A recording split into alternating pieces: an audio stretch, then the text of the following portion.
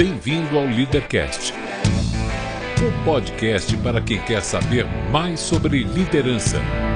Apresentação: Luciano Pires. Bom dia, boa tarde, boa noite, bem-vindo, bem-vinda a mais um Leadercast, o podcast que trata de liderança e empreendedorismo com gente que faz acontecer. Hoje eu converso com Michael Oliveira, que é criador e apresentador do podcast Líder HD e que tem feito a cabeça de muita gente por aí, olha. É um papo muito legal com o sujeito que abraçou o conceito da liderança evolutiva para ajudar você a conquistar, comandar, inspirar, engajar, transformar, valorizar, persuadir e amar as pessoas de verdade. É mole ou quer mais? Este não é um programa de entrevistas, não tem perguntas programadas e nem roteiro definido. É um bate-papo informal, com gente que faz acontecer e que vai para lugares onde nem eu nem meu convidado imaginamos. Então, não vá me escrever para dizer que eu falo tanto quanto fala o convidado. É um bate-papo, não é entrevista. O Leadercast é lançado por temporadas. Os assinantes da Confraria Café Brasil e do Café Brasil Premium têm acesso imediato à temporada completa. Os não assinantes receberão os programas gratuitamente, um por semana.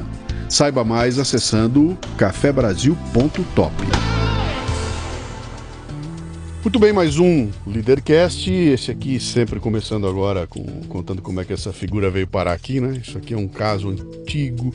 Eu me lembro, na verdade a gente teve um contato mais próximo quando eu fui lançar o podcast Café Brasil número 500, que era um número de peso, um número grande, e eu queria botar um depoimento legal, e de repente o depoimento dele pinta ali, e o bicho abre a boca e começa a falar da história do caso dele com o Café Brasil, mas lembrando dos nomes dos programas, como é que era, o que aconteceu em cada um. Foi um depoimento super legal, tá lá registrado no Café Brasil 500. Depois a gente acabou mantendo alguns contatos aí, o bicho virou colega podcaster, né? E tá aqui hoje pra gente trocar nossa ideia aqui. Vamos às 3 perguntas fundamentais. Sim. Seu nome, sua idade e o que é que você faz? Meu nome é Michael Oliveira, eu tenho 41 anos e eu faço um bocado de coisa, viu? Eu sou diretor de operações de uma empresa de transporte, a gente vai falar um pouco disso. Sou podcaster, né? Eu sou fundador do Instituto Brasileiro de Liderança. E através desse trabalho eu criei um avatar chamado Líder HD. E tem vários conteúdos na internet, né? E tem outras cositas mais aí que a gente vai falar. Você tá parecendo eu, cara. Quando a pessoa chega e pergunta o que você faz? Eu respondo assim, você tem tempo? Senta aí que eu vou te contar. Não dá pra botar numa caixinha, não. Eu sou contra caixinhas. Nasceu onde, Michael? Eu nasci no interior do Rio de Janeiro, em Barra do Piraí. Mas só nasci lá, aí fui criado no Rio, né? Meu pai, assim como eu, tinha uma carreira que viajou muito e tal. O que seu pai fazia? Meu pai foi... Como é que chamava o termo? Era inspetor de banco, auditor, seria auditor de banco, né? Depois ele foi gerente de agência na época do Unibanco. Sim. E ele rodou muitos lugares, né? Não parava muito, não. Sim. Mas eu acabei sendo criado no Rio de Janeiro, né? Meus pais se separaram muito cedo e tal, e morei pra lá um tempo. Mais tarde eles separaram, era bem novo ainda, e aí eu fui criado na cidade do Rio, né? Pela mãe só? Pela mãe. Sua mãe fazia o quê? Minha mãe era modelista, né, sempre trabalhou com moda, com confecção, né? Ela chegou a ter confecção também. Pô, legal. E na época eu morava com ela, via meu pai nos finais de semana, né? Teve um período que eu morei com ele também. Então, na verdade, esse período meu de infância ele foi bastante conturbado, né? Toda criança tem sonhos, eu tinha um plano de fuga. Meu sonho era morar sozinho, assim, então, né? Meu sonho era ser grande. Se eu te perguntar, né? O que o pequeno Michael queria ser o quê quando crescesse? Ele queria ser livre. Porque, na verdade, a separação dos meus pais foi uma separação muito conturbada, né? Eles não se davam muito bem. Principalmente a minha mãe, né? Minha mãe não dava muito bem com meu pai. E aí eu tive uma infância difícil do ponto de vista psicológico, né? Você tem irmãos? Eu tenho uma irmã mais nova, né, do que eu, 2 anos mais nova, e uma irmã do segundo casamento do meu pai, né, que é a Natália, então a Fabiana do primeiro casamento, a Natália do segundo. Mas esse perrengue todo, então, foram em 2, era você e sua irmãzinha. Mas eu acho que eu, por ser mais velho, eu não sei, cara, eu vivi mais um pouco esse drama, né? E aí, ó, que coisa curiosa, né? Como é que você, às vezes, potencializa a energia para as coisas, né? Eu tinha um plano de fuga, né? Então, quando eu tinha 14 anos, meu pai pagava as escola, e como eles não se davam muito bem, ele dava dinheiro para mim para eu pagar a escola. E aí, sem eles saberem, né, eu deixei a escola e me matriculei num curso de preparação para esses cursos de exército, marinha, aeronáutica e tal, e eu queria fazer o colégio naval.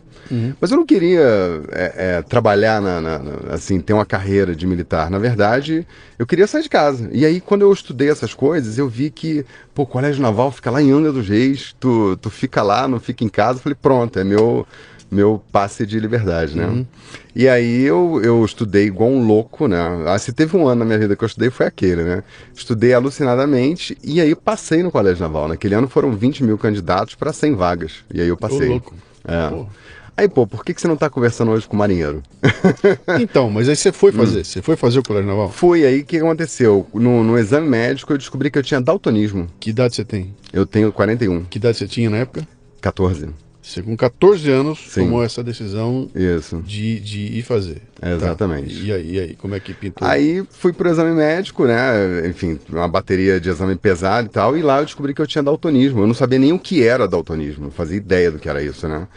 E aí eu fui reprovado. Naquele ano, curiosamente, eu fiz prova para EPICAR, fiz prova para Federal de Química, Cefet, eu passava em tudo, né? Eu fazia só para poder aprender aquele ritual do concurso, de chegar no lugar antes e tal, né? Isso é uma parte importante para quem faz concurso. Mas eu acabava não me matriculando, porque o meu objetivo era o Colégio Naval. Aí o Colégio Naval foi o último a fazer, chegou lá, tomei pau por causa do exame médico, né? Na época eu entrei com recurso e tal, mas não tinha jeito. Não rolou. Então, não rolou. Não Meu negócio com verde, cinza, rosa, azul, roxo, faça a confusão desgraçada. É mesmo? Pô, que interessante. É um negócio curioso. É assim, nuances de cor, só com nuances de cor, né? Eu enxergo as cores com clareza, mas algumas nuances eu fico... me dá trabalho. E o teste pegou isso, cara? Foi pegar isso? Pegou, cara. Então, cara, como é que é uma brochada desse tamanho com 14 anos de idade, cara? Com tudo na mão pra se fazer acontecer? Foi uma decepção, porque, na verdade, não era o Colégio Naval, era a Liberdade, né, cara? Sim. Então, aí nessa ocasião, eu fiquei bem pra baixo, assim, bem pra baixo.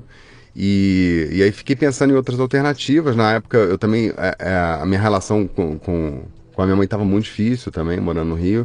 E aí fui morar pela segunda vez com meu pai, né? Nisso eu já estava com 15 anos, ele já tinha terminado a carreira dele de banco e tal, ele abriu um negócio, ele tinha materiais de construção e tal, e eu fui trabalhar com ele. E aí eu comecei lá também maquinar a minha fuga, assim, como é que eu faço para ter a minha independência? Então, com 17 anos, eu tinha meu salário e eu fui morar sozinho, montei um apartamento e tal, comecei a dividir com um amigo, né, e tal.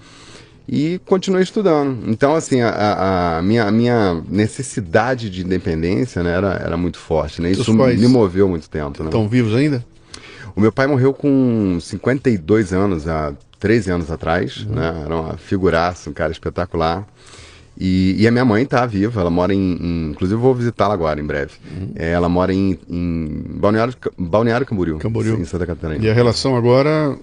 Não, tranquilo, não, sossegado. A maturidade de ambos traz com certeza. Assim, a minha mãe teve uma infância muito difícil, né? Meu pai foi o primeiro namorado dela, né? Um casamento que não dá certo. Então, assim, a pessoa fica triste, fica sofrida com isso, né? Então a gente compreende hoje. Então essa tua loucura pela liberdade explica um monte de coisa. Você com 17 anos estava morando onde? Lá que você arrumou teu primeiro emprego? Então, nessa primeira vez que eu fui morar sozinho, eu morava em Paraíba do Sul, tá? Morava em Paraíba do Sul. Então, onde é isso? Paraíba do Sul é uma cidade no interior do Rio de Janeiro, né? Fica ali perto de Petrópolis, naquela região ali, né?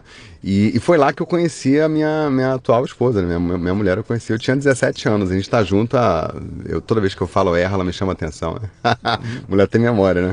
Pô, mas são 20 e poucos anos juntos, aí 23, 24 anos juntos, né? Eu e a Zi.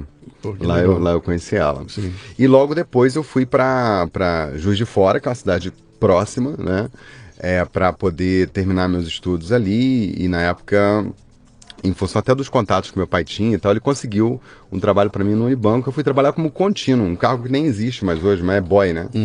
Então você imagina, eu como boy, né, na época eu já me bancava, né? Inclusive eu era muito orgulhoso, né? Eu era aquele adolescente tinhoso, né? Eu era um cara do bem, bacana, mas eu era meio orgulhoso. E aí eu não queria dinheiro do meu pai, sabe? Eu queria ter a minha vida, né? Sim. Então me ferrei todo, né, cara? Eu passava a semana assim com 5 pacotes de miojo. Quanta gente tem uma história assim pra contar. Foi uma fase difícil. E morando em República, de vez em quando assumi um pacote de miojo. E você tava estudando o quê? Na época eu terminei o ensino médio, né, e pra faculdade. E eu sofria de um negócio, cara, curioso, assim, que na verdade é hoje a minha singularidade, né. Eu gostava de tudo. Eu poderia fazer qualquer curso. Eu poderia fazer engenharia, medicina, psicologia, administração. Eu gostava de tudo. E quando a gente, eu me identifiquei muito, por exemplo, com o filme que é o Divergente, né? Aquele que a pessoa, quando jovem, tem que escolher um caminho e para ela aquilo não faz muito sentido. E eu gostava de tudo, ficava com aquela paranoia e fui tentando, né? Eu fui mapeando e tentando. Eu fiz vestibular para na época, informática, eu não lembro o nome do curso. Acabei fazendo psicologia, adoro psicologia. No meio do curso eu falei assim, cara, eu não vou ser um psicólogo, né? Apesar de adorar o assunto, eu adoro a coisa da pessoa humana, né? De estudar a psique, essas coisas. Mas eu falei, não, cara, não é essa carreira que eu quero, né? E aí ao longo do tempo eu fui tentando, né, tatear o caminho que eu ia seguir. E nesse tempo, né, na minha carreira, eu mexi com tudo, com TI, com criação, com marketing, com vendas, com parte de processo. E, né, já tive empresas, né, assim, minha carreira foi toda... Fiquei no banco pouco tempo, eu tive uma carreira assim bem rápida, né? Eu fiquei ali 3 anos, eu fui boy, fui assistente, fui caixa, fui assistente de gerente. E foi uma coisa curiosa, porque quando eu era boy, sobrava muito tempo, eu ficava lá no almoxarifado do banco, na época tinha isso, né? Olhando os formulários e lendo. Então eu comecei a ler e por fim eu entendia tudo, como é que era leasing, como é que era capitalização, como fazer uma proposta de operação, um bordeiro de desconto e tal. Aí um dia eu bati na mesa do gerente e falei assim, cara, eu queria vender seguro, você deixa? Você tá maluco, cara? Você é um moleque, você é um boy, cara, tu não sabe nada. Falei, deixa aí, pô, já terminei meu trabalho, todo dia eu levo 2 horas pra fazer isso aí, eu fico aí no salão aí vendendo seguro e deixa. Você não sabe, pô, você deixa aí, cara, eu insisti, ele falou, não, então tá. Aí deixou, e aí, cara, de repente tinha um boy na agência vendendo seguro, mais do que o gerente, né? Que eu era atazanado, assim, eu chamava o pessoal aí para apresentar o produto e tal, e aí a própria equipe começou a jogar os casos para mim, né? Eles tinham um relacionamento e eu tinha a técnica, né? Assim, meio que inconsciente, claro, né? E aí foi embora, aí eu cresci ali. E mais tarde um cliente meu, né, que tinha uma transportadora, me convidou para ir trabalhar com ele. E eu fui. Essa brincadeira de transporte já tem 20 anos, né? Aí você entra no mundo da logística. No mundo da logística. Tá. Muito que é bem. outro universo, né? Muito bem, muito bem. Vamos tentar entender aqui então, Rogério. Eu estava tentando pescar aqui para ver se você estava indo para o lado do empreendedorismo independente ou para dentro do mundo corporativo, né? Você falou um negócio interessante aí que me lembrou essa história toda do, pô, eu podia ter feito qualquer coisa, né? Eu não gostava de tudo quando eu era... Aliás, deixa eu voltar a atenção aqui. Isso aqui não é uma entrevista, tá? É um bate-papo, portanto você aí, o fariseu, que depois vai me escrever, pode dizer que eu falo demais. A ideia aqui é exatamente isso, é os dois... É bater bola. É bater bola. Sai um insight, eu falo um pouquinho, você fala um pouquinho, nós fazemos um bate-bola, que é como se estivesse conversando num boteco, né? Isso aí. E eu também passei por essa coisa toda aí de cara, eu vou ter que abraçar o mundo, eu venho com aquela formação de cartunista, cartunista faz cartoon sobre qualquer coisa, e sabe como é que eu resolvi o problema? Eu fui fazer comunicação. Aí, serve pra tudo, cara. Tô com o diploma de comunicador na mão, eu falo, agora eu posso falar de qualquer coisa, serve pra tudo, né? É uma brincadeira, verdade. Mas é uma forma que eu encontrei de abraçar essa curiosidade imensa aí, né? É porque o mercado meio que tenta botar você numa latinha, né? Numa caixa, né? E tem hora que não dá, não. E muita gente fica presa nisso, né? Sim. Porque fala, pô, fiz engenharia, logo terei que arrumar um emprego na engenharia, vou seguir como engenheiro, e de repente você descobre que não era esse o caminho, e tem muita gente que demora muito para se libertar disso aí, né? Exato. Eu costumo dizer o seguinte, nada disso é perdido, não importa o que é que você fez, se você fez uma formação boa, e não interessa do que foi, você fez um baita curso com uma baita formação de culinária, cara, de chefe culinário, nada impede que você seja presidente de uma multinacional de energia atômica lá na frente. Verdade. Porque uma coisa é você fazer a sua formação, a outra é aquilo que você vai ser lá na frente, né? É verdade. Eu tô cheio de conversar com gente aí que, puta, me formei em A e hoje sou B, e não tinha a menor ideia de que eu ia chegar nesse caminho aqui, né? Essa é a beleza da vida da gente, né? Sem dúvida. Mas então, você então entra nesse mundo da logística e vai ser funcionário Isso. de uma empresa de transportes. Exatamente. Legal.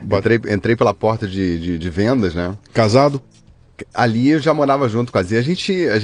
Ela foi chegando, foi tal. Quando eu fui ver, ela tava lá, né? Então, a gente não casou, mas estamos 20 e poucos anos juntos já. Uhum. Mas sim, nessa época já estávamos juntos, né? Morando juntos. E aí eu fui para a área comercial, rapidamente cheguei a gerente comercial e tal. Aí passei por algumas empresas. Eu lembro que uma virada importante que eu tive na carreira. E assim, com essa coisa de muitas possibilidades, eu fazia site, eu tinha blog, isso lá em 1900 e bolinha, né? Não era começo dos anos 2000. Antes dos anos 2000, eu tinha um site que eu tirava fotos, e quando eu ia em festa e tal, tudo mais, e compartilhava com os amigos, e eles iam lá e comentavam. E na época não existia Facebook, quer dizer, entendeu? Olha que coisa louca, né? Então eu gostava disso tudo. Até que eu lembro que há uns 20 anos atrás, logo quando foi em um espaço-tempo, foi no começo do ano 2000, eu falei assim, pô, eu me propus uma meta, né? Eu falei assim, cara, essa coisa de eu ser muito com espectro assim, muito aberto, tava me atrapalhando, você acaba não avançando em nenhuma frente, né? E eu pus na cabeça o seguinte, falei, pô, eu vou ser CEO da empresa, né? Porque eu falei, eu vou ser presidente de uma empresa, né? E aí eu comecei a direcionar um pouco mais dos meus estudos. Aí eu fui fazer MBA e tal, né? E aí eu me propus outra coisa. Eu falei, eu quero trabalhar na maior empresa do Brasil. Porque eu trabalhava em empresas familiares, pequenas, né? E aí aconteceu uma coisa curiosa, né? Impressionante a força do propósito, né? Eu estava muito imbuído disso. E naquela semana eu pus 3 currículos e na mesma semana eu fui chamado pela maior empresa do Brasil no segmento que eu estava, sabe? Que era na época Expresso Mercúrio, né? Era uma empresa muito grande, foi adquirida depois pela TNT. Então eu fui contratado pela Mercúrio, entrei num programa de trainee na época, né? E logo na sequência eu fui para Natal para abrir filiais lá e tal, e fui morar lá. Lá em Natal nasce meu filho, né? Lá eu tive o meu primeiro filho, na verdade eu tenho um filho só, né? O Antônio, ele hoje está com 10 anos, e fico lá cerca de 3 anos, né? A empresa na época passando por uma fusão, e uma coisa curiosa também que eu aprendi na carreira, que assim, toda vez que tem fusão, tem muita confusão, né? O desgaste é terrível, e aí você vê para que nível que vai as lideranças, né, com isso. O pessoal fica vaidoso, e o pessoal começa a ficar muito territorial, defendendo seus cargos e tal. Complicado. É muito chato isso, eu trabalhei numa multinacional que cresceu com aquisições. Sim. O crescimento dela a vida dela inteira foi aquisições. Então comprava. Esse processo sistematicamente. E aqui no Brasil comprou coisas assim. O período que eu fiquei lá, eu me lembro de 5 ou 6 grandes compras, né? Que eram aquisições grandes e que na hora que você botava tudo no mesmo caldeirão, o bicho desandava, porque havia a questão da imposição da empresa que compra, né? A cultura da empresa que compra tem necessariamente que se impor sobre a empresa que foi comprada. É verdade. E a empresa que foi comprada vem toda ressabiada, com toda a liderança, pô, vou perder meu emprego, vou ser mandado embora. Exatamente. Cara, pô, teve empresa lá que a gente, 10 anos depois de ter comprado, você ligava na empresa, o cara atendia com o nome da empresa antiga, cara. Da onde fala, daqui é da Racine. Exatamente. E não conseguiu, e a coisa não entrava lá. Realmente perdia sua energia. A cultura é um negócio muito, muito poderoso, né, cara? Muito poderoso. E aí? E aí eu fiquei de saco cheio com aquilo, né? Eu falei, pô, esse mundo de fusão, o pessoal defensivo fica antiprodutivo, a empresa começa a patinar. Falei, isso aí não vai dar certo, não. Peguei meu chapéu, fui embora. Eu sempre mandei as empresas embora, né? Eu nunca esperei. A gente fica, às vezes, nessa transição, na chateação, eu sempre tomei as decisões, paguei os preços por isso, porque você perde, né? Sim. Você às vezes tem que tomar algumas decisões difíceis, mas eu não me arrependo de nenhuma delas. E aí mandei mais uma empresa embora, né? Voltei para o Sudeste, né? Tive a minha primeira passagem na Jamef, e aí fui gerenciar uma filial em Ribeirão Preto. Fiquei lá um período, depois fui para Belo Horizonte, né? Isso num intervalo aí de 3, 4 anos. E aí, olha que curiosidade, cara, nesse período, e aí fiz um excelente trabalho, foi muito bom, né, me identifiquei muito com a empresa que tem uns valores muito bacanas, e aí acontece uma coisa que é um ponto de virada na minha carreira. Eu estava em Belo Horizonte e toca meu telefone, né, era o dono daquela primeira empresa que me chamou, que me tirou do banco, né, que me chamou para entrar, que era meu cliente lá atrás. E ele falou, poxa, olha, eu tô querendo profissionalizar minha empresa e tudo mais, e tô te ligando. E assim, fazia, sei lá, mais de 10 anos que eu não falava com ele, né? E eu falei, pô, que bacana, faz isso mesmo, é legal, eu participei disso em algumas empresas, é ótimo, vai ser bom para você, chega uma hora que tem que, né, partir para isso mesmo, pá, pá, pá. E aí você não entendeu, bem. Eu quero você, é isso aí?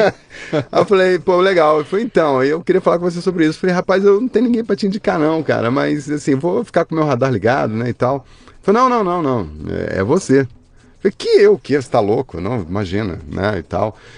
E aí, assim, eu realmente fui bem cético, assim, na primeira ligação. Ele teve que ligar umas 3 vezes pra mim pra me convencer a tomar um café com ele, né. Uhum.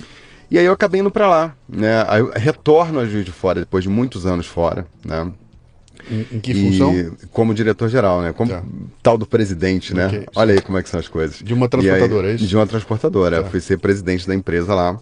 E aí fizemos esse ciclo de profissionalização, né? A gente mudou tudo na empresa, envolveu assim, um redesenho, né, da estrutura da empresa, troca de RP, enfim, tudo que vem com a profissionalização, né? A estruturação de conselho, né? Governança corporativa e tal.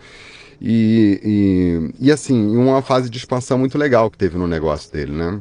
Então, na época a gente se propôs fazer isso durante 4 anos e foi o que eu fiz, né? Foi super bacana. E aí, terminado esse ciclo, assim, chegou um momento em que aí entra a história da ideologia, né? Os nossos ideais já não estavam batendo muito, né? O conselho queria ir para um caminho, achava que não era muito seguro fazer aquilo. E aí, mais uma vez, eu acho que assim, a minha carreira ela sempre abriu, né? O momento que eu resolvo sair é quando assim tem um conflito de valor. Uhum. Quando aquilo. Quando eu tenho que fazer uma coisa que eu não acredito, eu não consigo, entendeu, Luciano? Eu acho que ali é o ponto de virada, ali é a hora de você dizer adeus, né? Então eu sempre guardei bons amigos na minha carreira, eu entro e saio em todas as empresas que eu andei, justamente por causa disso, porque a gente tem que sair deixando o teu legado, fazendo coisas boas, né? E sem entrar numa fase em que você se arranha muito, né? Ou arranha muito as pessoas, né? Então essa foi uma fase bacana. E aí eu volto para a Jamef. Que é a empresa que eu estava antes e onde eu estou hoje, né? E eu fui tocar as operações do Sudeste, né? Eu assumi a regional Sudeste da empresa. A Jamef é uma empresa bem maior do que a que eu estava antes, ela é uma empresa de nível nacional. E quando eu volto para a Jamef, eu já volto assim com aquele pensamento, falei, cara, isso está me cansando já, né? Eu já estava assim, começando a maquinar alguma coisa. Para ter a sua liberdade. Para ter a minha liberdade. Mais uma vez, né? Mas a coisa aconteceu meio que sem querer, né? Tem uma hora da vida, eu acho que todos nós chegamos no momento da vida, que é aquela coisa de ligar os pontos, né? Que o Jobs falava, né? Que eu acho, para mim, uma coisa importante, que é quando você entende a sua singularidade, né? Todos nós temos a nossa singularidade. A gente é a soma das nossas experiências, né? E aí eu me debrucei em cima do assunto, cara. Eu era muito inconformado com o assunto liderança. Eu achava assim que as teorias que tinham até o momento, que tudo que se falava, eram pedaços de uma coisa e ninguém viu o elefante inteiro, sabe? Eu acho que ninguém conseguia ver a coisa. Eu falei assim, pô, eu vou resolver essa parada, eu vou fazer um estudo mais profundo para eu definir o que é liderança, né? E aí, mas isso com o viés de escrever um livro, né? E aí o que acontece? Quando eu montei o esqueleto desse livro, eu me dei conta que eu tinha criado um negócio muito maior do que um livro. Eu falei, não vou fazer isso com um livro não, vou fazer outra coisa com isso.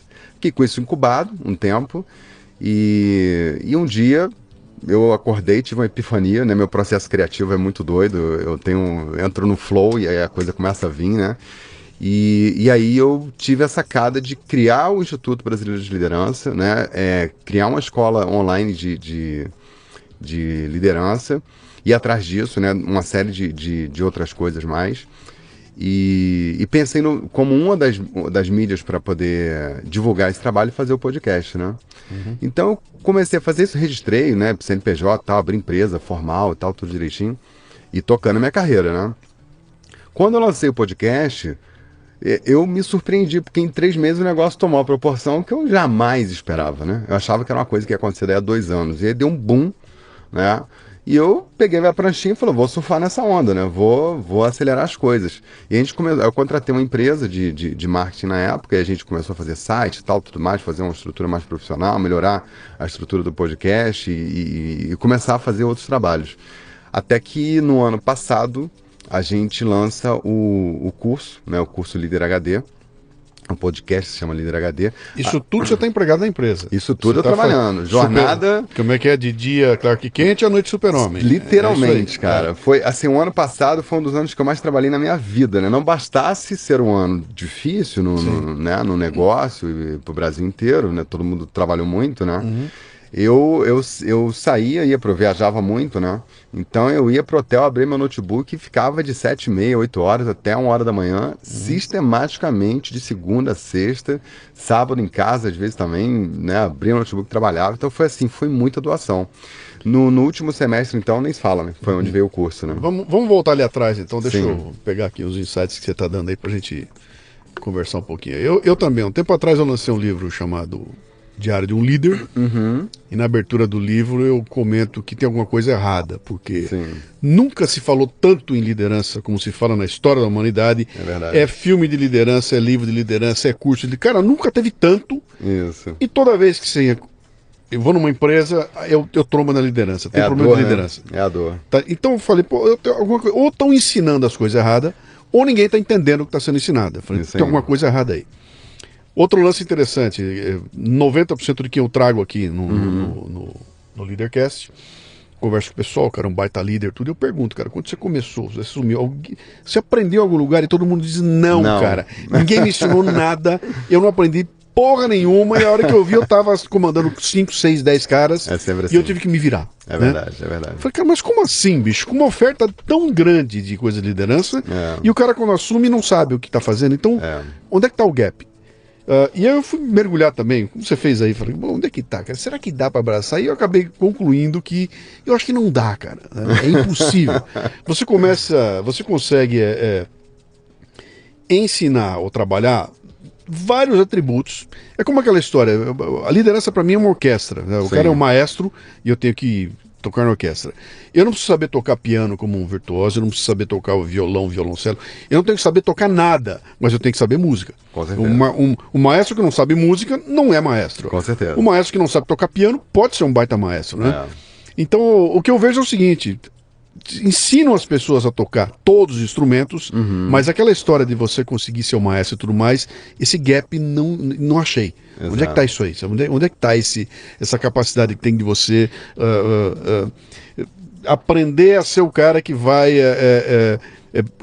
pegar as peças, juntar essas peças todas e gerenciar essas peças tão diferenciadas aí? Eu não achei lugar nenhum.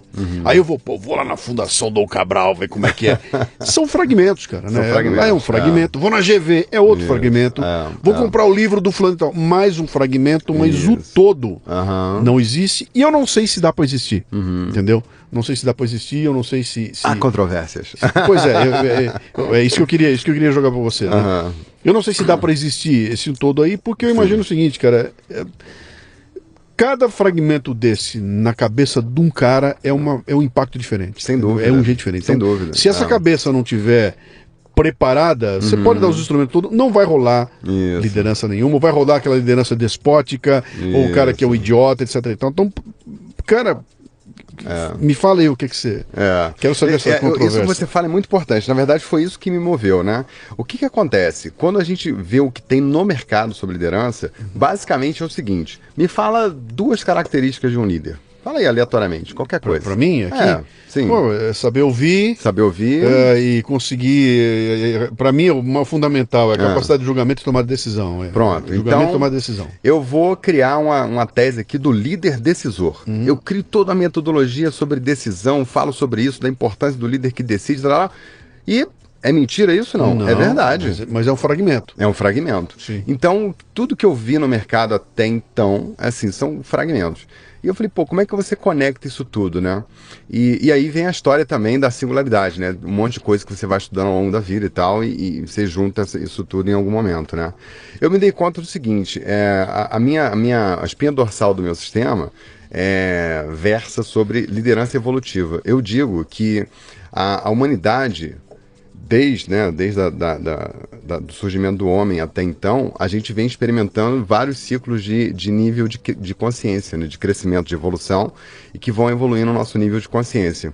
E a liderança, em paralelo, ela também veio passando por essas transformações. A cada ciclo da história, né, a liderança ela vai se posicionando de formas novas de acordo com o nível de consciência da humanidade. Então, por exemplo, se a gente pegar lá no começo da nossa história, né, do homem, o que era? A gente era animal, bicho, né? Então é extremamente territorial, e ali quem era líder era o cara que tinha força, literalmente, o que tinha força da porrada no outro, né? Ele era o alfa, né?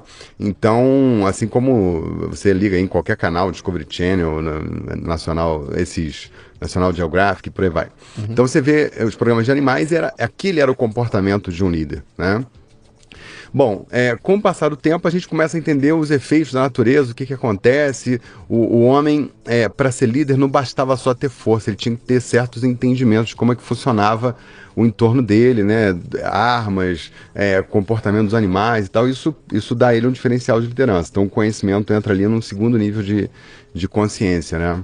Acontece eu tô aqui dando um super briefing, né? Mas acontece um dado momento que o homem inventa a agricultura. Ele começa a plantar, para de andar, isso muda o estilo de vida da humanidade toda, né? E pela primeira vez na história humana, a gente começa a fazer transformações na natureza, né? E aí surge a terceira onda de nível de consciência, que é o líder que transforma, né? É você conseguir pôr as coisas em prática, pegar o conhecimento que você tem e transformar. E atrás disso vem uma série de coisas, né? Eu estou falando assim só em linha reta para a gente avançar. Qual o próximo ciclo de evolução que tem? A sociedade vai se estruturando, né? A gente para de caminhar, vai se estruturando e a coisa vai ficando mais organizada, e a capacidade do homem, da liderança, de exercer influência sobre as pessoas, de coordenar, de se relacionar, passa a ser de comunicar, passa a ser um diferencial muito grande, né? E por fim, na história mais recente, né, talvez ali na Grécia, em alguns momentos, vão surgindo traços, né, de uma sociedade mais civilizada, mais organizada, onde as pessoas começam a prezar por valores, né, começam a falar em ética, esse tipo de coisa. Então, eu trabalho com um sistema de 5 níveis de consciência. É lógico que cada um deles tem elementos que sustentam, né, cada um deles, né? Então, e isso funciona em camadas. Então, para você ser um excelente líder hoje, o que eu chamo de líder HD, ou líder em alta definição, né, você tem que necessariamente dominar essas 5 camadas. O cara que tem dominância forte, ele é territorial, ele é mandão e tal, isso é importante, você tem que ser capaz disso. Às vezes você não precisa pôr isso na mesa o tempo inteiro. Mas tem que ter a ferramenta tem que estar na caixinha. Tem que estar na caixinha, tem que estar lá, exatamente. E aí você vai subindo. Se você hoje não for um líder capaz, né, eu estou falando desse 5º nível, de ter autoconhecimento, né, de entender com profundidade da natureza humana, com certeza você vai fracassar, você não vai ser um líder pleno, porque se tem uma coisa que faz falta hoje do ponto de vista de liderança, é você conseguir se conectar com as pessoas, entender como elas funcionam e a partir disso fazer transformações, né?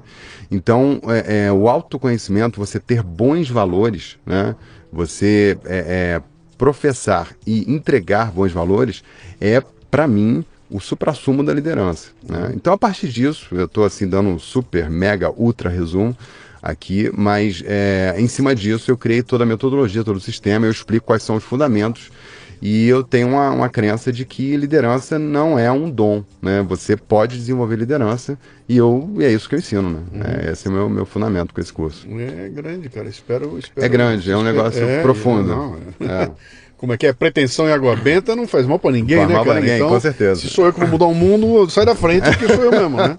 Eu mesmo vou fazer, né? Mas a ideia era essa, achar como é que fala, uma abordagem que dê conta de abraçar isso tudo, né? Mas você está falando uma coisa interessante, quer dizer, isso é um processo em andamento, ele não para nunca, né? Nunca. Talvez o próximo estágio seja o líder espiritual, você vai ter que entrar uma espiritualidade, então quando você tiver daqui a pouco... Você falou de uma coisa muito boa, cara. Então, vai tem que fazer um parênteses aqui. Vai ver que é o próximo step, né? Na verdade, esse é o step do 5 nível, né? Do 5º nível, né? Assim... quando eu falo de valor, né, eu estou falando necessariamente de espiritualidade. Para mim, espiritualidade é a capacidade humana, né, de entrega de valor. Então, o teu nível de espiritualidade é avançado ao nível que você consegue entregar de valor. Então, e os valores, eles se manifestam de acordo com o nível de consciência de cada pessoa. Vamos dar um exemplo? Qual o maior valor que uma mãe pode manifestar para um filho? É o amor, sei O lá. amor. É o amor. Sem dúvida é o amor, né? Então, uma mãe plena é aquela capaz de entregar o amor incondicional. Esse é o nível máximo, né?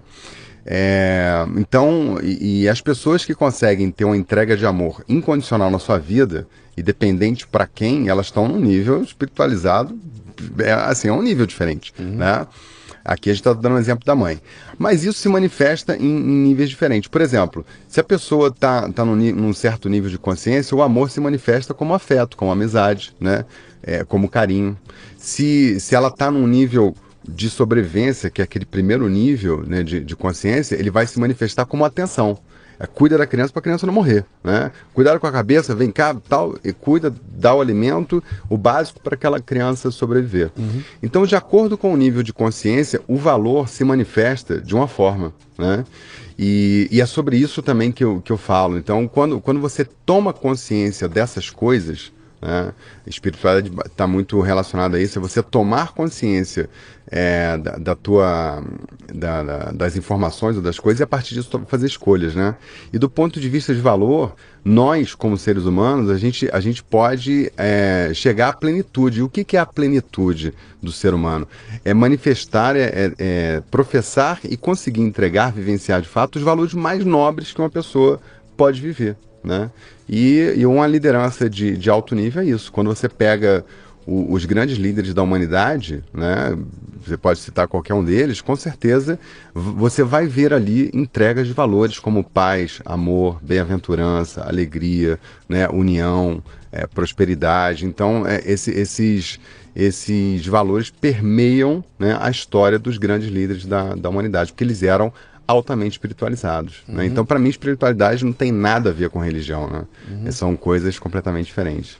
Eu acho que tem um pedaço interessante no livro que eu escrevi, que eu fiz ali uma definição de liderança, né? Liderança é a capacidade de inspirar e provocar as pessoas a fazer acontecer. Publiquei assim, falei lindo, maravilhoso, aí depois fiquei incomodado porque essa minha definição dizia o que era de liderança, mas não definia que tipo de liderança que interessava. Então, eu até tenho uma palestra que eu começo a palestra e falo, olha, a definição está aqui, lindo, maravilhoso, e aí eu boto o Gandhi e o maestro Martins aí, o nosso maestro aqui, né? Sim. Eu falo, cara, quando você pega essa definição e aplica no Gandhi ou no maestro, é maravilhoso, cara.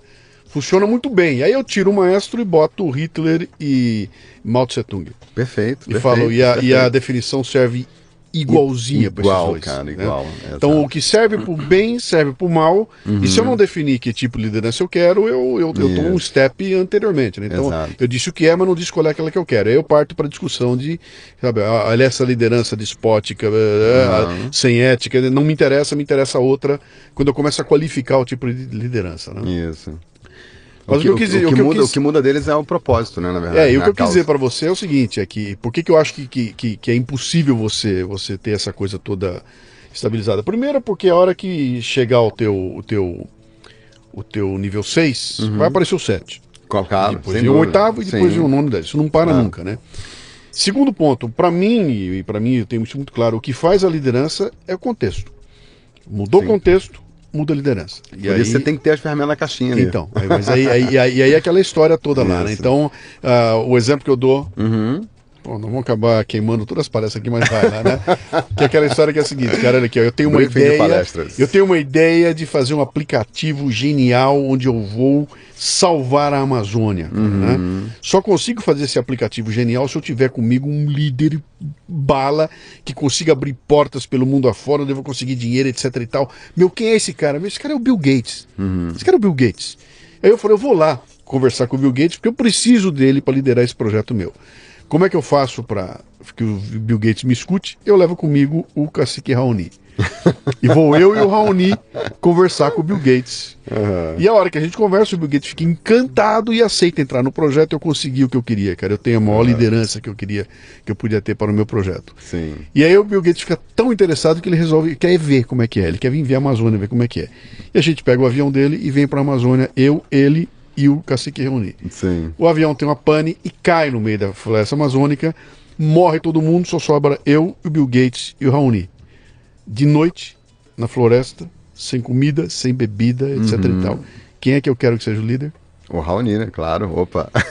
Mudou o contexto e nessa hora o grande Bill Gates não serve pra nada. Pra nada, ele vai morrer em 15 minutos ali. Exatamente. Porque o contexto virou. Isso. E, então o Bill Gates jamais terá as ferramentas para sobreviver nesse contexto, né? Exatamente. E talvez o Raoni não tenha nenhuma ferramenta para fazer o que o Bill Gates faria. Então, com certeza. Conforme o contexto é que vai entrar. Então por isso que eu digo que, cara, eu acho que nunca dá pra gente fazer. O que dá para fazer é o seguinte, que é aí que eu acho que é o momento que chega a maturidade, a visão, é o líder, o cara que está na liderança fala o seguinte: meu, chegou a hora em que eu não sou o capitão do barco. Neste momento o capitão tem que ser o Zé. Isso. Zé, sobe aqui, porque o leme é teu e eu vou obedecer o que você está falando, entendeu? Então essa humildade, essa capacidade de você entender que fala, cara, neste momento, por causa do contexto que foi mudado, a liderança mudou de lugar. E cabe a mim, que sou o líder máximo, o CEO, etc e tal, ter a humildade de falar, cara, quem toca é o Michael, tá? Michael toca, lá na frente você me devolve o bastão, porque a gente passou pela coisa do contexto, né? Então, para fazer isso tem que ter um desprendimento muito grande, né? São poucas pessoas que têm esse potencial, né? Cara, e hoje em dia tá difícil, cara. Tem uma... Ai, cara, eu tô velho, eu fiquei velho, cara, né? Eu tenho uma tese aqui que é a seguinte, olha, você passou de 40 anos de idade, a bolsa escrotal começa a ficar dura, entendeu? Ela perde elasticidade e você não tem mais saco, cara. Então, vai chegando uma hora que você não tem mais saco pra ouvir o idiota falar uma merda na tua frente. Você vai pra aquela reunião de novo, cara. De novo aquela baixaria toda. Cara, a partir dos 40 você começa a perder paciência. É né? verdade. E chega um momento em que o sistema te expele porque você fica insuportável, tá? Então, cara, ela vai trazer o cara, lá vem ele reclamar outra vez, puta velho reclamão, cacete, né? E o sistema acaba te expelindo, não chama ele pra reunião e você acaba indo embora, né? E hoje em dia, que eu circulo por todo tipo de empresa, então eu chego lá, entro e vejo lá o CEO, o CPTO, o CFO, o COO, o CMO, Vibobo, de 30 anos de idade, cara, com a sua empáfia, porque eu falo 16 idiomas, o cacete, tudo, você olha para aquilo tudo e fala, meu Deus do céu, cara, quanta vaidade, sabe? Exatamente. Quanta soberba, bicho. É verdade. E você fala, cara, esse cara tá falando uma cagada, ele tá falando uma bobagem, ele vai fazer a besteira que eu fiz há 40 anos atrás, e ele absolutamente não escuta. Exato. Ele não escuta, não quer saber. E aí acontece uma coisa que você tem falado, né? Você abordou um tema que eu gosto muito também, que, assim, quando o cara vai por esse viés, para mim, a maior armadilha que as pessoas podem cometer no mundo corporativo, as empresas podem cometer, é ter certeza, né? Aí desenvolve um mindset fixo, né? Sim. Então, esse tipo de liderança é a liderança estúpida, né? Que vai levar o negócio pro buraco. Porque no dia que você para de fazer perguntas, no dia que você se contenta em achar que você dá conta de tudo, aí você pode chamar funerário, né? Porque morreu. E outro lance importante, quer dizer, pra gente que viveu o esquema de empresa grande aí, essa coisa é tão perversa, cara, que você bota um elemento destrutivo no processo, esse cara entra, dá porrada em todo mundo, arrebenta, quebra tudo e consegue um resultado imediato legal. Exatamente. Cara, deu resultado, tá funcionando, conseguiu, maravilha, você tá indo tão bem que eu te promovo, você vai para outro lugar e larga o saco de merda pro próximo cara que entrar e pegar. Eu assisti isso acontecer dezenas de vezes, cara. Mas isso também revela, Luciano, assim, um nível de consciência da empresa. Olha que interessante isso. Porque o que acontece? Quando uma empresa está focada única e exclusivamente no resultado, né, quando ela está focada única e exclusivamente no lucro, ou seja lá o que for, né, dessa natureza, sem dúvida alguma, ela vai ser uma empresa mais pobre nesse aspecto, entendeu? O que está acontecendo? Ela vai atrair pessoas nesse nível de consciência. Então, a pessoa que está ali, ela está pressionada, ela tá infeliz, os funcionários que estão lá estão desenvolvendo burnout, você está com um baixo nível de engajamento e por aí vai. Ela trabalha na pressão. Dá resultado? Dá resultado. Se esse resultado para você é dinheiro, tudo bem, né?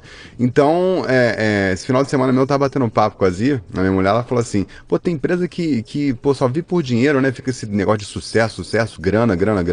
Isso não é causa, não, ela falando, né? Eu também acho que isso não é causa, não. Agora, depende do teu nível de consciência, né? E o que é o nível de consciência da empresa? É a soma da mentalidade, do mindset das suas lideranças. Mas lá em cima, do conselho, do presidente, da sua diretoria. Essa mentalidade é que forja o mindset da empresa, né?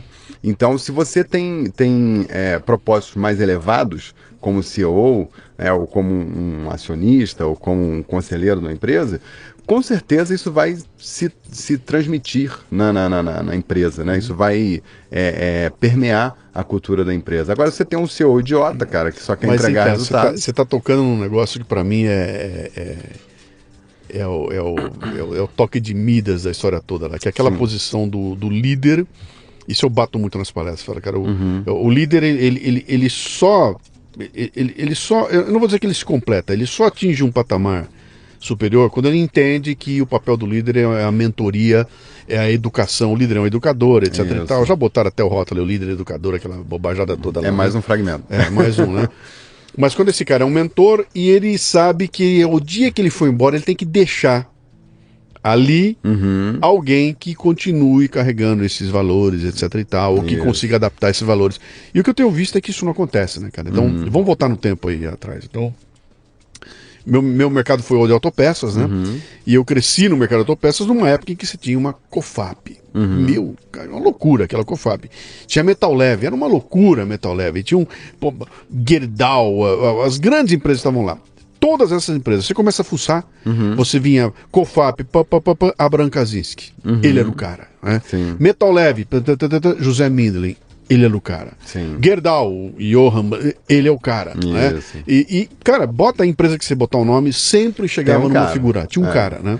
Que a empresa é o espelhão dele, né? Esses caras foram morrendo. E quando esses caras foram morrendo, a empresa foi... Vou fazer aquele gesto das aspas. Tá? Ela foi profissionalizada, assumiu um sujeito, um profissional, e pronto, acabou. Isso. Acabou. Não tem mais. Então, mas eu acho que isso é muito culpa dos conselhos de administração. Então, entendeu? Mas é isso que eu queria chegar. Quer dizer, esse sujeito que conseguiu levantar a empresa, que era o cara que, no final das contas, cara, ele batia na mesa e falava, é por aqui que vai, é desse jeito que vai. Exato. Não me interessa como é que ele chegava nessa conclusão, pode ser uma coisa absolutamente instintiva ou não, mas tinha um cara que a hora que o rolo chegava na mesa dele, ele falava, é por aqui que nós vamos. Perfeito. E construía aqueles impérios, né? Um dia esse cara morre e não tem outro cara. E aí, mas aí o que fica na minha cabeça é o seguinte... Não é que não tem esse cara porque não surgiu o cara, é porque o sistema não deixa mais que suja. É impossível que você venha. Cria uma estrutura ali que ela legal, pode ir, legal, Michael, você é o cara, tá, mas vai devagar aí, tá? Não começa a dar uma de gostoso, não, que nós te cortamos.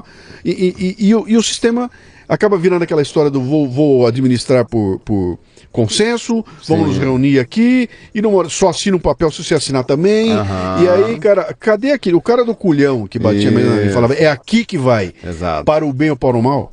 Isso não tem mais. Então, hoje em dia, eu nem sei se tem espaço, porque agora tem acionistas.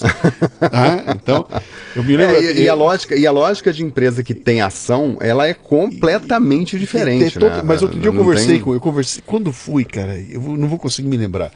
Eu tive numa empresa grande, que era uma empresa familiar, cresceu, ficou gigantesca, e a ponto de abrir o capital, e aí virou uma empresa gigantesca, mas ainda quem estava na direção da empresa era um presidente que era o dono da empresa, etc e tal, e a gente conversando, e pô, mas como é que você vai fazer? Ele falou, agora eu não posso fazer mais, cara, os acionistas não deixam mais. Exatamente. E aí ele falou aquilo com uma amargura, sabe, de quem tá vendo que, cara, eu cheguei num ponto que não podia crescer mais do que eu tava aqui, e o preço que eu paguei foi entregar a empresa para outra. Para essa empresa para outra. E normalmente quando a empresa, faz algum IPO, ela coloca ações na bolsa, ou chama um investidor, o cara vende a alma, literalmente, né? Porque na verdade eu sempre digo assim, que a alma é o segredo do negócio, né? Então se você entrega isso para alguém, você periga perder a tua essência, cara, e você vê que coisa maluca. E hoje em dia quando você fala aí, vamos falar de Facebook, Zuckerberg. vão falar que é Bill Gates. Sim. Sempre tem um nome. Sim. Tem um cara, tem uma pessoa, tem uma figura que tá. Então, para mim, é um nó que nós estamos vivendo nesse momento aqui, que ao mesmo tempo em que a gente gosta de ter essa figura, o sistema não deixa mais que a figura pinte e borde. E, cara, virou tudo de ponta cabeça. Né? Então para mim, sobreviver nesse ambiente hoje em dia é um negócio absolutamente caótico, cara. Não é mais linear, sabe? Eu não consigo olhar o negócio e falar, porque é legal, cara. Entendi o caminho, se eu for por aqui, se eu for botando essas ferramentas na minha malinha, lá na frente eu vou conseguir... O mundo tá assim, o formato tá mais líquido, né? Ele tá mais fluido. Então as coisas não são previsíveis, o comportamento das pessoas, das empresas também não são previsíveis. Então a gente está vivendo um momento, né, que o povo tá chamando de crise, que na verdade, para mim, tá se desconstruindo um modelo de se fazer negócio, né? Tá acontecendo uma disruptura na forma de se fazer um monte de coisas. E eu acho que cada vez mais vai ser assim, sabe? Assim, menos previsível. Eu acho que quem souber navegar nessas águas é que vai se dar bem. Mudou o negócio, né? Eu trouxe aqui o Lucas Mendes, que está trazendo a WeWork para o Brasil. A WeWork é uma empresa que pegou aquele conceito de coworking e levou para um nível brutal. Porque eles pegaram o coworking, que é o escritório compartilhado, e botaram dentro um conceito do compartilhamento de informações da comunidade. Vira uma coisa maluca. Eu tive com eles semana passada, cara, muito legal. É muito louco. Muito bacana. Aquilo é muito louco. Inclusive, uma coisa que me chamou muita atenção, só abrindo um parênteses, Luciano, quando eu cheguei lá, é uma coisa que briga com o mundo corporativo, assim, regra, siga, né? Não pense, faça isso e tal, né? A coisa muito quadrada, né? Eu cheguei lá, tinha um letreiro luminoso na parede, assim, daqueles de neon, assim, desobedeça. Isso, exatamente. E aquilo implode a cabeça da gente, porque você passa por um corredor e com baias tudo fechadinhas, e ali, olha, eu passei por 15 baias, eram 15 empresas. 15 empresas. Algumas até concorrentes, que estão uma com a outra. E um lugar comum, onde você vai, troca ideia, etc e tal. Então... Cara, aquilo derruba tudo o que a gente já conhece sobre essa história toda de, cara, eu vou tocar minha empresa, ficar quieto, não falar das coisas, não troca ideia, não fala o concorrente tá aí, e aquilo joga por terra, fala, bicho, tem mais aqui falar, tem mais aqui abrir, tem mais aqui contar, porque quanto mais a gente expõe, mais gente vai botar o pitaco ali e mais coisa vai dar certo lá na frente. Com certeza. Isso é uma implosão total em todos os modelos de liderança, de gestão que a gente já conhecia. Com certeza. E tá cada dia crescendo mais. Os caras abriram. Os caras abriram o segundo escritório na Faria Lima com 110% vendido. Olha só. Vou abrir o terceiro agora, acho que já tá tudo vendido. É verdade. E há uma carência por isso. Aí agora você entra lá, você viu o ambiente o que é, né? Aquela molecada toda agitando e tudo mais. Então... Tem uma ilha de chopp no meio do escritório, cara. Entendeu? Mas sabe qual é a ironia disso tudo? Olha que legal. Tem um monte de mensagem subliminar ali, né? Eu fui lá e fiquei assim impactado com a experiência. Eu falei, pô, uma ilha de chopp no meio do escritório, né? E ali a regra é a seguinte, pô, pode pôr que a gente não vai tomar, não precisa escrever em lugar nenhum que é proibido, nem precisa escrever regra, porque aqui não tem louco, a gente faz a coisa certa. Então, também tem um viés assim de valor muito importante, entendeu? Você pode, não é porque a coisa tá ali que o cara vai escancarar e vai encher a cara na hora do trabalho. Um detalhe interessante aqui, você não paga pelo chopp, então não o chopp está embutido no condomínio que você paga lá, então se você chegar lá e quiser tomar todo o chopp do lugar, você toma. E entra em como alcoólica ali. Exatamente. Mas é aquela história do broken windows, das janelas quebradas. Isso, cara, né? É verdade. Como o negócio está tudo super bem cuidado ali, cara, não tem uma... Evidentemente, quando aparecer alguém e fizer isso... ele é outlier. É um ponto fora da curva. Com certeza. E eu não vou gerenciar o meu negócio em função do ponto fora da curva. Sem dúvida. Cara, e é o que as empresas fazem. Esse é o ponto. O cara vai lá, peca e tu cria uma regra para poder, né? Eu vou criar a regra por causa daqueles 2 filha da puta e os outros 1.500 têm que se submeter porque tinha 2 caras fazendo errado. Com certeza. Quando eu comecei a tocar o negócio criei o Café Brasil Premium e tudo mais, que eu sentei com o pessoal da agência, os caras, porra, tem que fazer assim, porque aí o cara vai pegar e vai copiar o teu negócio, vai mandar pra todo mundo. Eu falei, bicho, eu tenho um público aqui de 1.000 assinantes, né? Talvez tenha 2, 3, 4, 5 que vão fazer isso, cara. Agora eu não posso gerenciar o negócio de 1.000 por causa de 3 ou 4 ou 5. Com certeza. Né?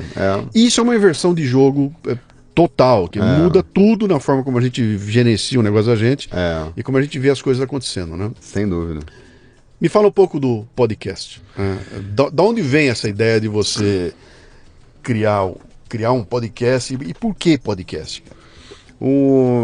Olha que a coisa aí você vai juntando novamente os pontos, né? Eu lá atrás, eu sempre gostei de música, tinha banda, né, e tudo mais, né? Tinha eu sou muito auditivo, né? Ouvinte de podcast de longa data, eu com certeza tô aí na lista dos mais antigos do Café Brasil. Eu nem sei quando, me perguntaram isso uma vez, eu não sei exatamente quando eu comecei a ouvir podcast, né? E então, assim, eu já tinha mexido com edição de som no passado, por conta de um negócio que eu tinha aberto, né, de negócio de multimídia e tal. Então, tava ali instalado, né, e eu comecei a lançar o podcast. Na verdade, eu fiz as duas frentes, né, o canal no YouTube e o podcast, mas eu não pus muita energia no canal do YouTube, não. E o podcast respondeu primeiro, então você acaba, né, pondo energia ali. Eu escrevi um roteiro, gravei um primeiro programa, um piloto, aí distribuí para amigos, né? O pessoal criticou e tal, tudo mais, pararau. É sempre horroroso, né, o primeiro, né? Eu sempre quis excluir o primeiro episódio, mas o pessoal fala, não, deixa lá, cara, deixa lá que as pessoas veem a tua curva de crescimento e tal. E eu lancei, e é uma forma assim, meio despretensiosa, porque eu ia fazer várias coisas, ia fazer o podcast, fazer o canal de vídeo, fazer o site, fazer isso, fazer aquilo outro, fazer palestra, o que cola, né? Eu não tinha, assim, pretensões com o resultado, entendeu? Eu joguei a garrafa no mar. E o troço deu super certo, cara, foi um barato. Eu comecei a fazer porque eu tinha facilidade de edição mesmo, né? Fazia edição, fazia tudo. Tinha um estúdio em casa de banda, eu tinha a minha banda em casa, chamava Antes Sábado Que Nunca, a gente só tocava sábado, né? E então tava tudo lá. E eu simplesmente escrevi o roteiro, gravei. Quanto tempo faz que você tá com ele? O podcast eu lancei o primeiro episódio no final de 2015, né? Então tem aí, vai fazer um ano e meio, sei lá. Chama-se Líder HD. Líder HD. E nele você trata das questões de liderança focada no teu método. Na verdade, o que eu faço lá? O Líder HD, ele vai pela linha dos fragmentos, porque, né, imagina, não dá para você ensinar isso no podcast. Mas eu sempre pego um tema, né? Eu desenvolvi uma metodologia de storytelling, então eu conto uma história, pode ser um filme, uma música, uma coisa que aconteceu comigo, qualquer coisa, né? Conto ali uma história, envolvo isso com música e tal, e dali eu tiro um insight bacana para poder passar para a pessoa. Então, você está descrevendo o Café Brasil, porra. Não, mais ou menos. A minha intenção... Deixa eu fazer seria muita pretensão, porque o Café do Brasil é muito melhor. Não, me dá um parênteses aqui agora, cara, eu tô com essa coisa aqui engasgada. Pode falar. Aqui vai caber aqui.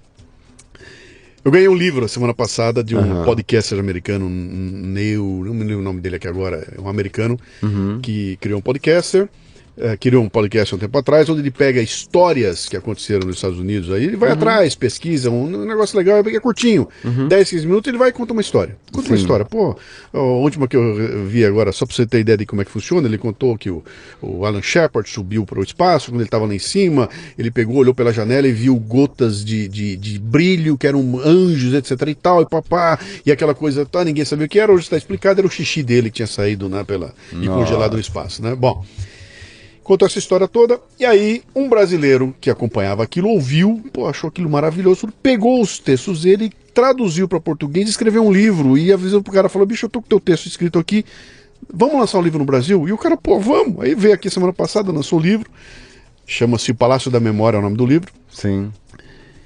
E aí eu abro o Nexo Jornal, uma matéria gigantesca contando a história do cara. E eu vou lendo a matéria do cara e falo, cara, se eu tirar o nome dele aqui e botar o meu, se eu tirar o nome do programa dele e botar o Café Brasil, exatamente o Café Brasil, né? E os caras, porque contando uma condição, eu falo, cara, a gente já faz isso há 10 anos, cara, 12 anos. Nunca veio um desgraçado aqui pra falar, me conta essa história aqui, aí o gringo aparece e todo mundo puxando o saco do gringo lá, né? E aí você olha pra isso e fala, cara, o que é isso aí, né, cara? De novo, contexto, né? Sim, sim. Olha, o contexto. Sem dúvida. Inclusive, assim, quando eu lembro, quando eu tava assim, vou fazer isso com podcast. Aí eu fui estudar o que tem, né, de formato. Entrevista, né, que é o mais trivial. Um que me influenciou muito foi o Escreva Café. Eu sou super fã do trabalho do Christian. Ele faz um trabalho primoroso, né, de história e tal. Então, tinha ali uma como é que fala? um insight, uma sacada legal, né? O próprio Café Brasil, eu sou fãzaço do Café Brasil, eu ouço desde sempre, né? Aliás... Tô tentando trazer o Christian aqui já faz um tempão, né? dura acertar a agenda dele lá, mas ainda vai ter um Leadercast com ele. É, muito legal, o trabalho dele é primoroso. Ele, salvo engano, é piloto comercial, né? Não sei se ele é piloto, eu tenho a impressão que sim. Enfim, a se confirmar, né? Sim. Mas, então, assim, eu fui vendo os formatos e aí eu fiz essa miscelânea toda, né? Agora, depois, dentro dos meus episódios, tem o Líder HD Responde, tem o Toque do Líder HD, que é um texto, né? Eu fui abrindo para outros formatos, né? Mas aquele formato que é clássico, assim, que ficou mais marcante, é esse, né? De você contar a história e tal, tudo mais, e dali sai uma sacada. Então você monta esse mundo do Líder HD, o mundo Sim. da tua escola, etc e tal, como Super-Homem, e de dia você Clark Kent. Isso. Essas coisas vão crescendo em paralelo, e chega um dia em que você Vai ter uma encruzilhada. tem que optar. Não chegou Isso. esse dia ainda. Não chegou. Como é que Quer dizer, você... chegou. Então, como é que foi essa Na verdade, história? chegou, assim, no final do ano passado, eu fui pedir demissão da empresa que eu tava, né? E aí o presidente da empresa falou, não, peraí, calma lá, que eu tenho aqui um negócio, vai acontecer uma grande mudança na empresa. E como eu sou um cara de transformação, né, eu tô sempre envolvido com um projeto de transformação grande e tal, ele me chamou para poder participar dessa transformação que haveria na empresa. E eu fiquei exatamente 3 meses assim debatendo com ele, e não vou.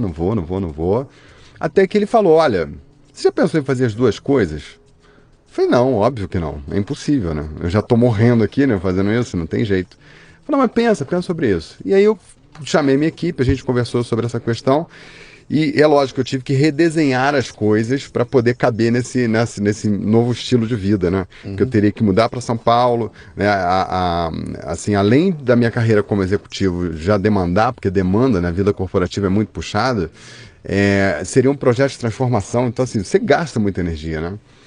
Mas enfim, eu consegui conciliar essas coisas e para mim foi bom, eu montei um time maior, hoje tem uma equipe atrás de mim cuidando de tudo, eles cuidam de rede social, do curso, dos ouvintes e tal. Lá em Juiz de Fora. Lá em Juiz de Fora. E essa turma trabalha em rede, né? Eles trabalham em espaço de coworking, é uma turma que tem uma vibe bem nessa linha, né, da WeWork também, então assim, tá sendo uma experiência também para mim lidar com isso tudo, né? Essa turma não é do podcast, essa turma é do IBL. Do IBL, do Instituto Brasileiro de Liderança. Exatamente, porque o podcast ele é um canal, né? Ele é um...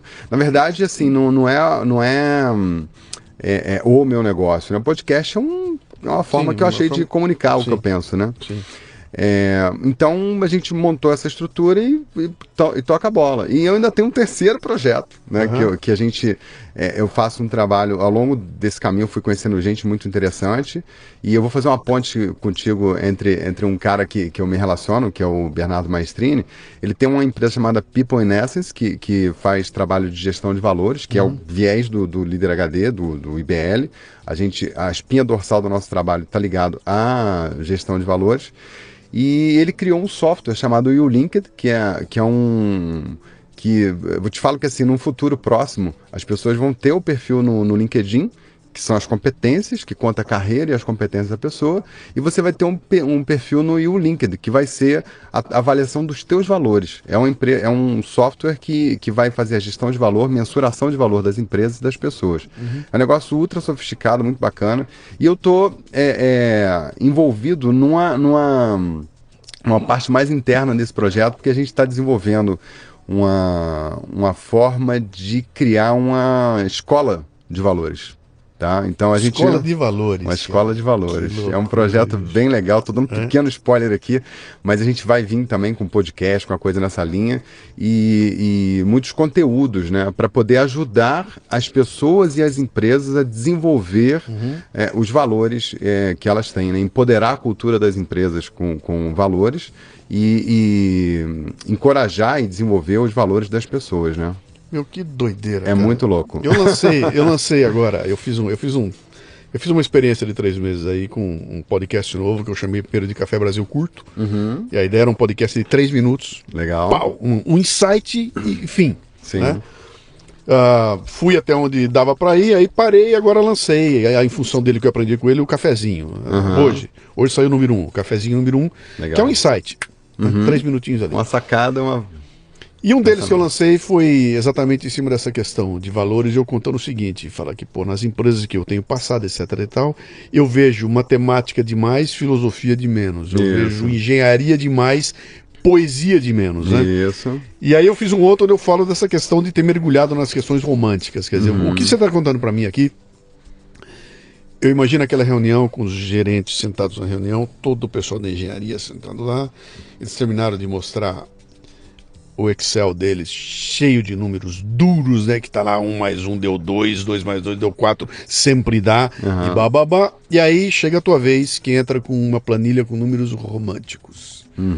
Vamos falar de engajamento, nível de engajamento, retenção de clientes, e os engenheiros olhando e falando, puta, que por esse bullshit de novo, cara.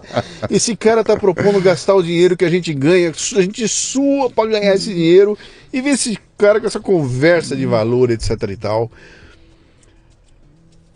Pra mim, nós estamos numa intersecção de duas eras. Tá? Essa era dos valores vem chegando rapidamente, e a era dos números duros tá chegando no seu final. Elas estão numa encruzilhada agora. Então, tem uma geração que só acredita nesse número frio e uma geração nova vindo cheia de valores. Né? Como é que você lida com isso, cara? Eu não posso nem imaginar, porque você hoje não trabalha para empresas, você trabalha para pessoa física, né? Isso. A tua escola é para... Então, você nunca sentou na frente, né? Mas vai chegar um momento que vai ter que sentar na frente de um board e vai dizer, vim aqui para propor uma mudança na gestão da tua empresa. Como é que fala? Tá no radar esse tema. Então, cara, como é que se vê também essas duas eras se cruzando, cara? Vejo e assim, elas são interdependentes, né? Você não pode querer desenvolver valores numa empresa e esquecer dos resultados. Como eu falei lá atrás, as coisas são em camadas. Então, a grande questão é que, assim como a nossa vida pessoal, uma empresa é um organismo, né? Uma empresa é um organismo. E ela pode se propor a fazer qualquer coisa. Se propor só a dar lucro é muito pouco. É muito pobre a existência de uma pessoa que está preocupada só em viver, ter um salário e não morrer de fome. É basicamente a mesma coisa que acontece com a empresa, né? Então, uma empresa como um organismo, né, ter um propósito de só dar lucro é a pior das empresas em termos de nível de consciência, em termos de evolução, entendeu? Então, você pode perfeitamente, porque as pessoas pensam binário, né? Ou isso ou aquilo. Não. Dá para fazer isso e aquilo. Você consegue ter um bom arcabouço de gestão com ferramentas acadêmicas e tudo mais, e conseguir criar um ambiente propositivo para as pessoas, e fazer um bom trabalho com a comunidade, e ter um programa de sustentabilidade, entendeu? E um monte de Agora, a questão é que quando as lideranças param nessa encruzilhada e dá um nó na cabeça, é pura falta de capacidade de lidar com esses universos, porque você vai ter que ser... Assim, eu não consigo ver lideranças sobrevivendo nesse novo mundo, né, nesse novo horizonte, sem saber lidar com essas coisas, sem saber gerar valor para as pessoas, sem saber dar um sentido para o que elas estão fazendo ali, né? Sem se envolver de verdade com a questão da sustentabilidade, e por aí vai. E aí a gente voltou... Não tem mais espaço para isso. Voltamos na questão do maestro, voltamos no maestro de novo, porque o líder que está sentado ali, ele vai lidar com conflitos o tempo todo, né? Sim, sim. E aí vai chegar o cara da produção com a sua planilha cheia de números duros, e o cara do marketing com a sua planilha cheia de números românticos. Exato. Eles vão botar na mesa e falar, tem R$1 para investir. Exatamente. No duro ou no romântico? E esse cara que vai ser porque os dois estão brigando lá embaixo, tá quebrando o pau. O controller já mandar o cara do marketing embora, porque para de gastar essa bobagem toda, vamos cuidar de consertar as máquinas aqui. Sim. E o líder lá em cima tem que olhar e falar o seguinte, pera, calma. Exato. Estou olhando, estou um passo além, tá? Isso que vocês estão dizendo que é bobagem, não é tanta bobagem assim, porque esses números tem que ser... esse cara tem que fazer esse tem que ser capaz de mexer essas cordinhas e fazer isso tudo entrar, como é que fala? Entrar em sincronia, né? Você... Sim. Agora, veja bem, vou pegar um exemplo caseiro, né? Já que a gente está aqui. O Café Brasil é uma empresa, né? Você tem uma empresa aí atrás disso, tem CNPJ, tem receita, tem balancete, tem conta a pagar e por aí vai. Você tem a parte fria do negócio, né? É por isso que você acorda todo dia? Absolutamente não. É isso que faz você vir para cá, né? De jeito nenhum. Então, eu acho assim de uma loucura. Para mim, quando eu penso assim, loucura é o sujeito achar que uma empresa vive disso. Isso é uma estupidez, né? Agora, mais uma vez, eu falo assim, olha, isso depende muito da grandeza das lideranças que estão lá em cima. No corpo do conselho, principalmente quando é uma empresa de capital, né, de ações, tem no mercado de ações e tal, ou às vezes empresa familiar que tem um corpo profissional. Então, assim, do conselho e do CEO. Você está falando assim, não existe mais esse cara. Eu acho que, assim, tudo é uma questão do cara ter o tamanho daquilo, entendeu? E tudo é uma questão, quando a gente pensa também em evolução, eu vou nessa linha, né? Quando o ego do sujeito é grande demais, né? Ele espreme o ego dos outros. Sim. Tá? Sim. Quanto maior você for do ponto de vista de liderança de pessoa, menor vai ser o teu ego. Você não é mais a tua opinião. Esses dias isso é muito importante, tá? Eu te falo assim, eu trato de tudo que todo mundo trata no meio do corporativo. Só que quando você tem esses pilares, eles te orientam o tempo inteiro. Então, essa semana eu estava numa discussão de um grande projeto de automação de milhões, um negócio grande, e o pessoal discutindo aquele assunto numa paixão, assim, que a minha ideia que é isso. Eu falei, pessoal, vem cá, bola no chão, dar aquela respirada. Deixa eu te falar uma coisa. Não é a minha opinião que é a mais importante, nem a sua, nem a sua. É o que é melhor para o negócio. E o melhor para o negócio é uma decisão técnica. Então vamos esquecer a paixão. Eu não faço questão nenhuma que a minha ideia seja melhor. A propósito, eu quero dizer uma coisa. Eu não tenho ideia, tá? Eu não sei qual é o melhor desenho, não. O melhor desenho é aquele que a gente vai decidir em conjunto. Então, mas por que eu falei isso? Porque na minha cabeça, né, eu de verdade acredito que assim, não importa o que eu penso, cara, importa o que é bom pro negócio, né? Então, quando você tem esses pilares, isso orienta as decisões o tempo inteiro. É disso que eu tô falando, entendeu? E não vai ser a grana que vai orientar a minha decisão. A grana como é que fala? Você tá lá no primeiro nível da conversa, entendeu? Da mesma forma que quando você não é capaz de jogar em outros níveis, né, mais sofisticados, você vai bater na mesa, você vai dar tapa, você vai se desentender, que são aqueles caras mandões, né, estúpidos, idiotas e tal. Então, quando você entende que do ponto de vista de gestão, né, os outros são mais importantes que você, né? Que as coisas, o importante é a comunidade, o importante não é o meu cargo.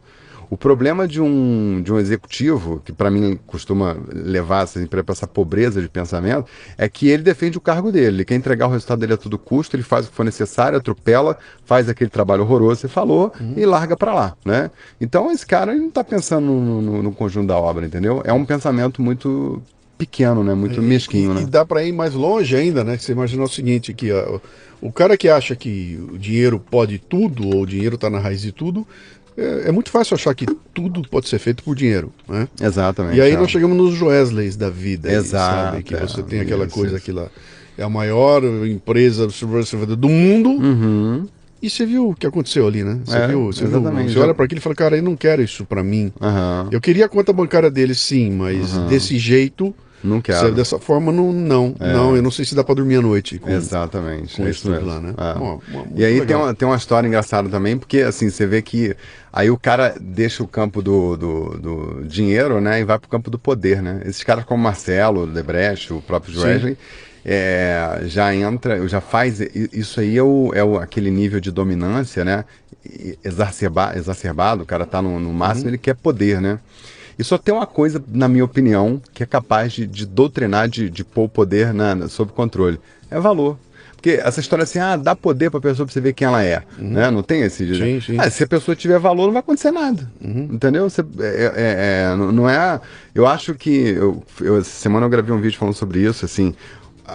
O dinheiro, ele não transforma as pessoas. O dinheiro, ele potencializa as pessoas. Se o cara for ruim, meu irmão, ele vai... piorar muito, ele vai virar o capeta, né? Agora, se ele for bom, vai continuar bom, entendeu? Sim. Então, eu acho que tudo vem da base que você tem. Mas esse é um ponto que é importante que você está ligando. Quer dizer, olha esse momento que a gente está vivendo no Brasil, é um momento em que tem ideologias trombando a todo momento aí, o pessoal xingando. Então, eu fiz um trabalho grande lá sobre meritocracia, né? E foi um cara para com essa bobagem não reclame do martelo, cara. O problema não é o martelo é o martelo, cara. Isso. Agora, com ele na mão, você pode matar uma pessoa, você pode pregar um prego e salvar a vida de uma pessoa. E o pessoal bota o foco em cima e você fala em meritocracia, isso é um absurdo, coisa de capitalismo. Eu falo, cara, não.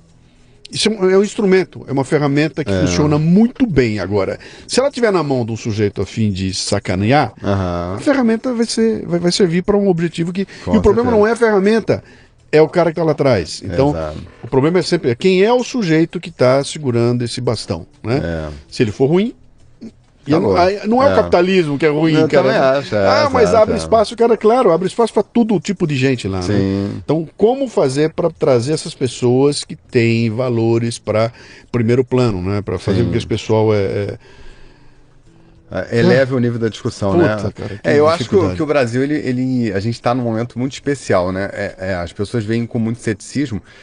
Eu vou falar uma coisa que vai soar estranho para as pessoas, mas assim, eu tô achando ótimo isso tudo. Mas, cara, ótimo. Por favor, eu também estou achando ótimo. É um momento de transição. Exatamente. Escuta aqui, ó. Tem uma conta para ser paga, cara. Não adianta inventar, tem uma conta para ser paga de 13, 14, 15, 20 anos. Exato. Tá sendo paga agora. Tiraram Sim, senhor, tiraram o dinheiro, cara. Tem uma conta para pagar. Então esse é o primeiro momento. Tem uma conta a ser paga. Exato. Segundo momento, tá se desmontando uma casa, cara. Sim. E não tem como não ter zona, não tem como não ter bagunça. Agora, você ficar xingando os caras, espera um pouquinho, cara. Vai doer, é um processo traumático que nós estamos vivendo nesse momento aqui. E se você voltar 5 anos atrás, estamos aqui conversando há 5 anos atrás, e eu digo pra você, o Marcelo Odebrecht está preso há 1 ano, você ia falar que eu era louco. Com certeza. É verdade. O presidente o Cunha está na cadeia. Você ia dizer que eu era maluco, cara. Exatamente. Então, Isso tudo é muito positivo, claro, né? É muito positivo. Claro que né? Eu acho que assim, nunca antes na história desse país, parafraseando o Lula, aconteceram coisas assim, eu acho que isso é muito simbólico, cara. Tem um peso muito grande. Então, agora, vai ser doído, a gente vai sofrer, tem conta para pagar, como você falou, né? Não vai ser simples, mas eu acho que disso aí vai surgir coisas importantes. Por exemplo, uma coisa que eu vislumbro, né? Já que você fala muito de política no teu programa, eu adoro, eu acho que vai acontecer uma coisa, estou aqui profetizando aqui, né? A visão minha. Eu acho que 2 partidos vão crescer na sombra dessa situação toda aí. Eu acho que a nova direita e esquerda do país vai evoluir, e aí, por um lado, o partido Rede vai crescer muito nos próximos 8 anos, não estou falando dessa eleição agora, estou falando da outra, né? E o Partido Novo vai crescer muito também. E eles tendem a polarizar, porque se você parar para pensar, o PSDB, o PT, o PMDB foi pra vala, acabou. Acabou. Os caras estão aí tentando mudar nome e tal, mas assim, do ponto de vista de como é que fala, de reputação, a gente não espera mais nada, né? Eu acho que o grande momento que nós estamos vivendo aqui, essa crise vai servir muito, é a didática, né? O processo didático. Ela expôs uma pancada de coisas. Então, se você não for um imunizado cognitivo, você vai olhar para aquilo e falar, cara, tá errado, o sujeito pisou na bola, é um bandido, ele não merece continuar. Exato. Entendeu? Não é porque ele é do meu time, não é porque ele é da minha... Não, ele é bandido, ele não vai continuar, né? Então, há uma questão didática que está ensinando essa molecada toda. É verdade, é verdade. E eu também acho, cara, o Brasil vai sair melhor lá na frente. E mais legal ainda, vai vir uma sequência de neguinho focado num tipo de liderança, mirando em Sérgio Moros, sabe? Que você olha e fala, pô, pera um pouquinho, bicho. Olha o que esse cara tá falando. Olha o que ele tá fazendo. Então dá. Então dá pra seguir reto, né? E eu acho que vem uma geração nova aí, que a hora que limpar essa velharada da frente, eu vejo com muita esperança isso aí, né? Eu acho que os tempos serão bons. Não é uma curva curta, né, mas eu vejo com muita esperança. Acho que a gente vai ter bons tempos à frente. Que assim, bom, cara. Ainda bem que estamos ambos... E quero, assim, aproveitando que está aqui contigo, acho que a gente tem um papel importante, né?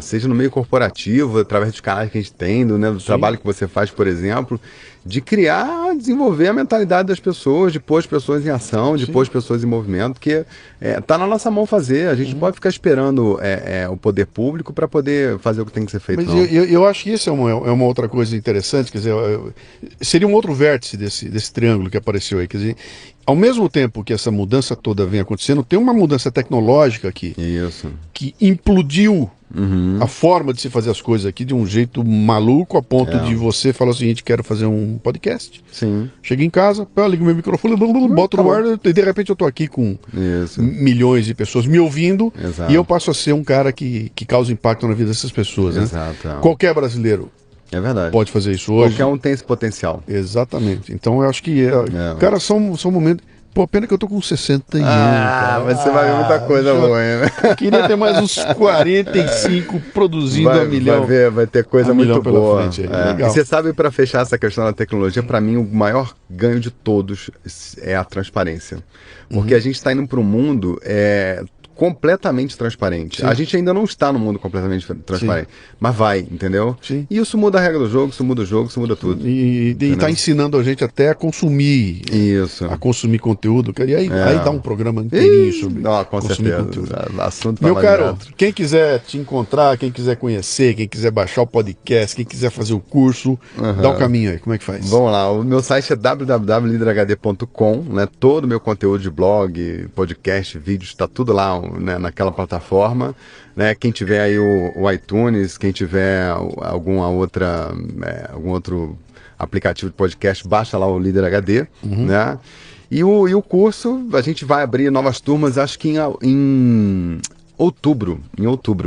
Então é só se cadastrar, fica lá que a gente avisa e vida que segue. Bom, legal, cara. Bom, eu acompanho de longe, mas tô sempre antenado ali e recomendo aí, cara. Se você estiver interessado em ouvir um podcast que, quando você terminar, vai ter umas minhoquinhas na cabeça, no bom sentido, Líder HD é um deles aí. Legal.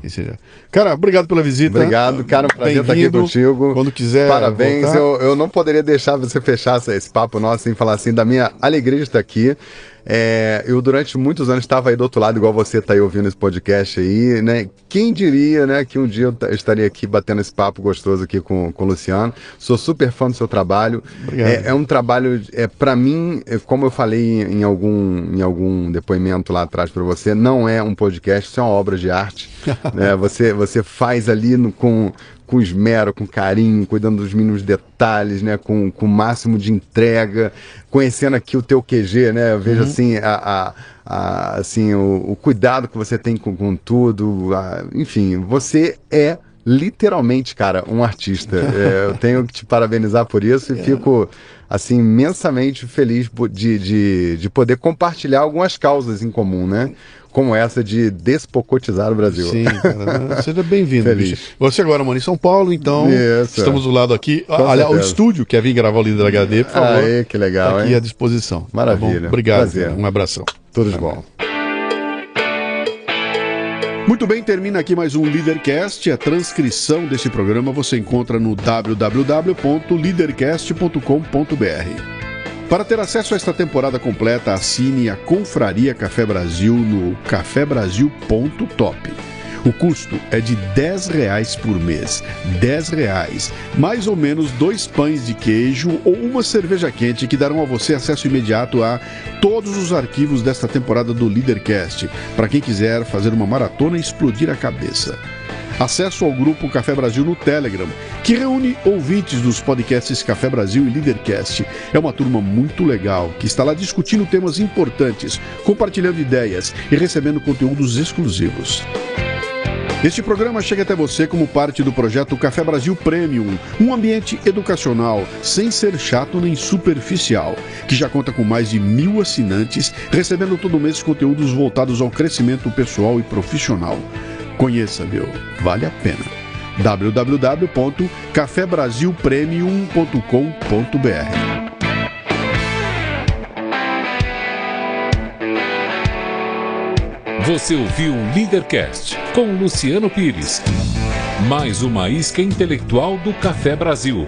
Acompanhe os programas pelo portal cafebrasil.com.br.